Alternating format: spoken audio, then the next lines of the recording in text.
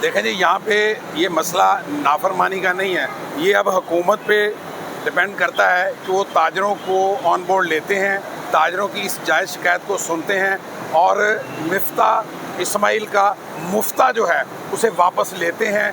फिर हम ये कह सकते हैं कि हमारी बैठ के ये नेगोशिएशन के साथ मामला जो हैं वो हल हो जाएंगे। लेकिन एक बात याद रखें कि ये 0 मीटर पे 7,000 का बिल, 0 मीटर पे बिलों में टैक्स नामंजूर, बिलों में टैक्स नामंजूर, बिलों में टैक्स नामंजूर, बिलों में टैक्स नामंजूर, बिलों में टैक्स नामंजूर। अच्छा, दूसरी बात ये है कि जब ये 31 यूनिट हैं या 5 यूनिट हैं, उसका बिल 6-6 हज़ार क्यों दें?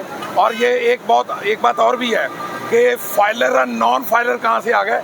जो 6 लाख तक की आमदनी है वो टैक्स गुजार है, और ये दुकानदार हैं जिनके यूनिट जो हैं 25, 30 या 50 चलते हैं, वो किस तरीके से नॉन फाइलर का बन के 6,000 का बिल देंगे? इसको फिलफूर वापस लिया जाए, नहीं तो फिर तैयार रहें कि पूरे पाकिस्तान में शटर डाउन होने जा रहा है। अगर हुकूमत ने होश के नाखून ना लिए तो फिर ये एक हड़ताल नहीं, फिर 2 हड़तालें भी हो सकती हैं।